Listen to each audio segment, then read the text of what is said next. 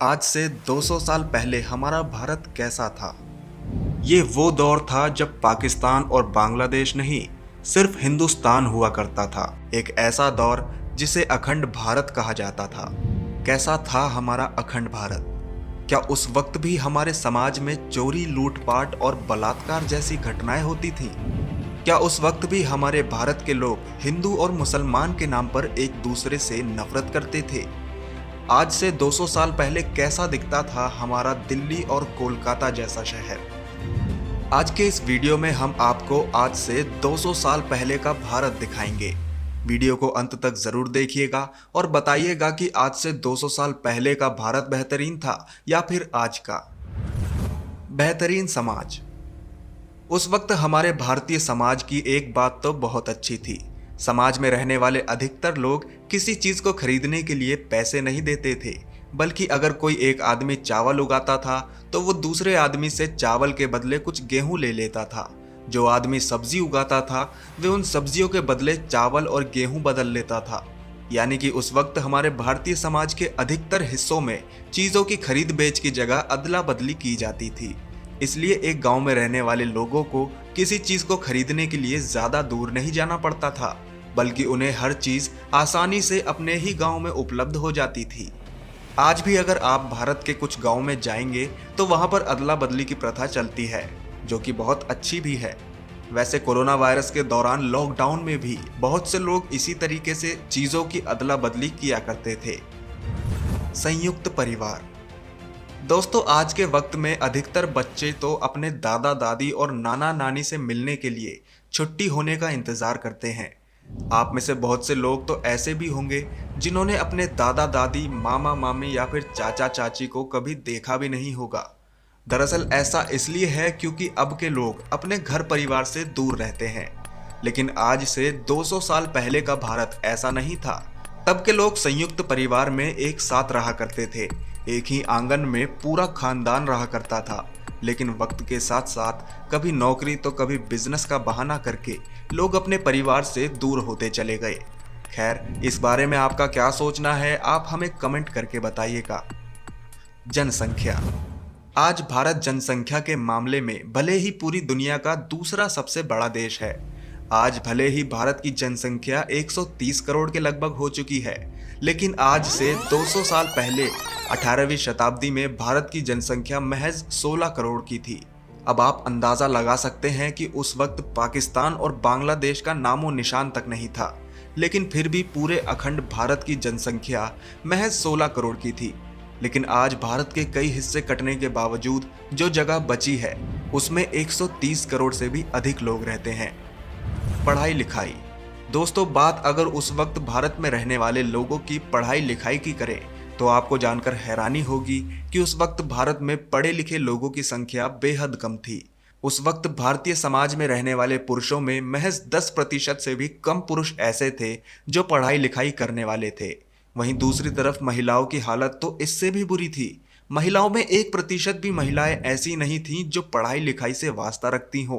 हालांकि बिना पढ़ाई लिखाई के भी भारत में रहने वाले सभी लोग किसी न किसी काम में बहुत पारंगत थे, लेकिन कम पढ़े लिखे होने की वजह से ही अंग्रेज भारतीयों के ऊपर बहुत आसानी से अपना कब्जा जमाए हुए थे। कमजोर चिकित्सा।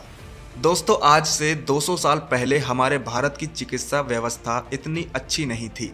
हालांकि उस वक्त भारत ही नहीं बल्कि पूरी दुनिया भर की लगभग यही दशा थी। आज के वक्त में भले ही हम बहुत खतरनाक बीमारी को भी बड़ी आसानी से खत्म कर देते हैं, लेकिन आज से 200 साल पहले के भारत में एक छोटी सी बीमारी भी किसी की जान ले लेती थी। उस वक्त भारत में टीबी जैसी सामान्य बीमारी की वजह से बहुत से लोगों की मौत हो जाती थी। धर्म। दोस्तों, आज से 200 साल पहले के भारत में भी हिंदू, मुस्लिम सहित और भी धर्म के लोग रहा करते थे। उस वक्त भी बहुत से लोग ऐसे थे जो अलग अलग धर्म के लोगों से नफरत की भावना रखते थे, लेकिन वहीं दूसरी तरफ लाखों लोग ऐसे थे जो अलग धर्म होने के बावजूद भी एक दूसरे के साथ मिलकर देश को आज़ाद करने की लड़ाई में भाग लिए थे। जातिवाद। दोस्तों, आज से 200 साल पहले के भारत में जातिवाद का बहुत बोलबाला था। भारत का समाज कई तरह की जातियों में बटा हुआ था।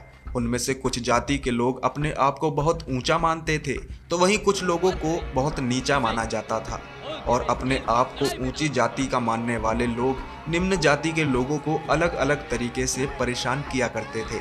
हालांकि वक्त के साथ साथ भारतीय समाज में जातिवाद की जड़ें खत्म होती गईं, लेकिन आज भी भारत के बहुत से हिस्सों में जातिवाद के घटिया मामले सुनने को मिलते रहते हैं।